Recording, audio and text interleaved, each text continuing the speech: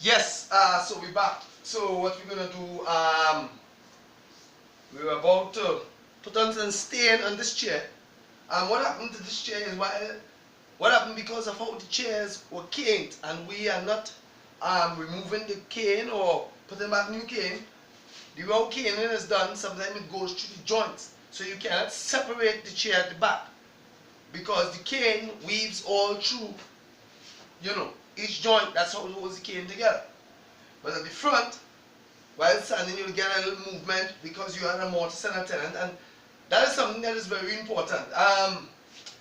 With mortise and tenant, and when you are restoring old-time furniture or old furniture, the ideology of putting nails and leaving nails in the furniture, it is not an ideology of a professional when you are dealing with old-time or old furniture like this. All right. Even if you put a nail, as I will illustrate, right, to hold the tenant together, right, so sometimes you might put a nail, right, because that's the way. If you don't have all these clamps to leave the clamps in it, if you put a nail, like what I did here, just to show, you could have leave the clamp on it. When the chair is dry, or when the glue or the resin or whatever you are using is dry, what you always want to do is remove the nails. In other words, you back it up, take it back out.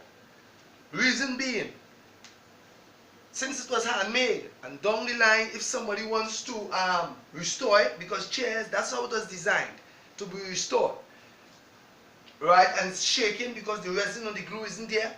It is easy for them to tap it apart in the next generation. Like how this one was well built and you had no nails. Cheap furniture was furniture, cheap and affordable was ones with nails. Because anytime you had a furniture like these, you have a lot of clamps. Right? You have a lot of clamps. So when you glue them together, what you do is use clamps. So you have no nails. It's just the mortise and the tenant. Right? So even if you don't have plenty clamps and you make a tenant and a mortise, and for the people who understand what I'm saying, and you put a nail in it, you don't want to drive it right through or take a nail gun and nail it in. If you are making furniture that you intend to last for a next generation, right? So what you would do is you put it in, leave the part so that when it's dry, you can pull it out and put a little filler there.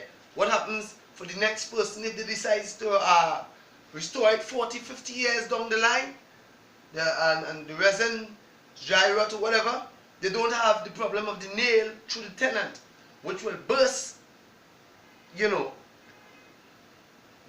mortise, and when you try to pull it out, because the nail would be through it like this, right? And when you pull it, it's going to rip the ends. Yes. So yeah, I don't want to make these things too long.